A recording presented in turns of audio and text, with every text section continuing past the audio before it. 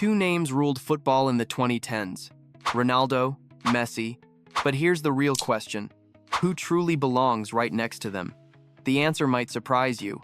Not a striker, not a playmaker. It's a goalkeeper who didn't just stop goals, he rewrote the rules of the position.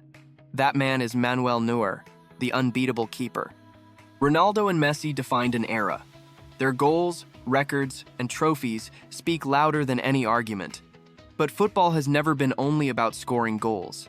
It's also about preventing them. And when it comes to controlling a position more completely than anyone else, Manuel Neuer stands completely alone. You can make a case for Neymar, you can make a case for Iniesta, but no other player dominated his role the way Neuer dominated goalkeeping. There are legendary goalkeepers in football history, names like Buffon, Casillas, and Kahn, and then there is Manuel Neuer. He doesn't sit among them. He sits above them. This was a goalkeeper so comfortable with the ball that Bayern Munich once had to stop Pep Guardiola from experimenting with him in midfield. That is not a myth. That is how far ahead of his time he was. His style didn't just improve goalkeeping, it reshaped how football itself is played. Today's keepers are expected to pass, sweep, and build attacks, all because Neuer showed it was possible. And yet, people often miss the most important part. Even if you remove the long passes, the dribbles, the bold runs outside the box, and the risky plays, Manuel Neuer was still one of the greatest pure shot stoppers ever. One-on-one situations, he dominated them. Close-range shots, he closed every angle. Penalties, he lived for those moments. The numbers back it up. Among goalkeepers who played more than 10,000 minutes in the Bundesliga, legends like Oliver Kahn conceded a goal roughly every 85 minutes. Neuer, one goal every 111 minutes. That's not a small difference. That's massive. And it gets even better. Advanced statistics remove team strength from the equation. They only measure how well a goalkeeper stops shots once they are already on target. The best keepers after Neuer's debut ranked around 18 or 19. Neuer nearly doubled that number. He wasn't just better than his peers, he broke the scale. And all of this came before his Bayern years are even fully counted. But to understand how special he is, you have to go back to the beginning. Manuel Neuer never wanted to be a goalkeeper. When his family moved and he joined Schalke's academy halfway through a season, the team had no keeper available. So they took the new kid and stuck him in goal. Neuer later admitted he hated it. In school football, he always played outfield. He wanted to score, not block shots. That accident changed football history. Because he didn't love goalkeeping, he trained like a midfielder whenever he could.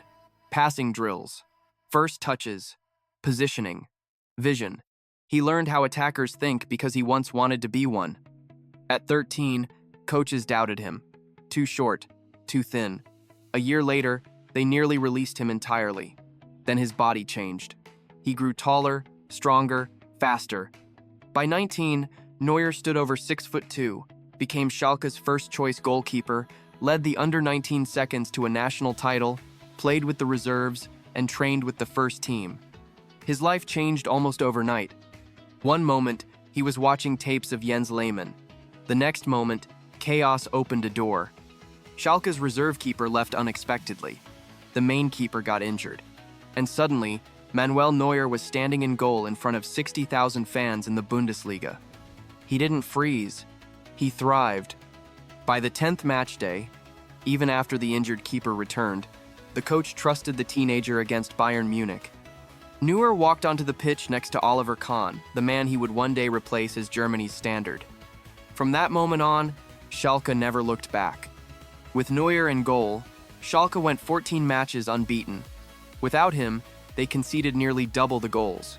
They came within 2 points of their first league title since 1958. And suddenly, Germany had found its future goalkeeper. But success didn't come without struggle. In the Champions League, Neuer made mistakes. Fans doubted him. Critics said his style was dangerous. They claimed his confidence was reckless.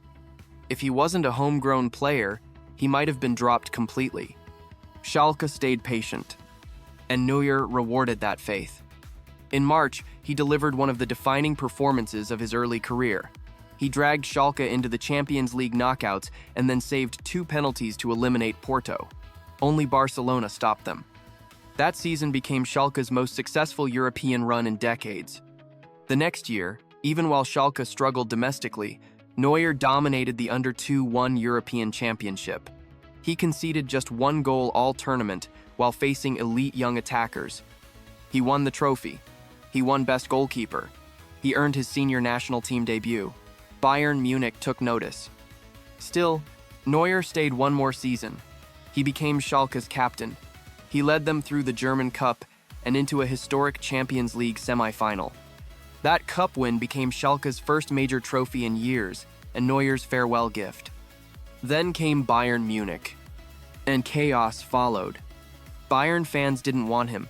He was Schalke through and through. He once mocked Oliver Kahn.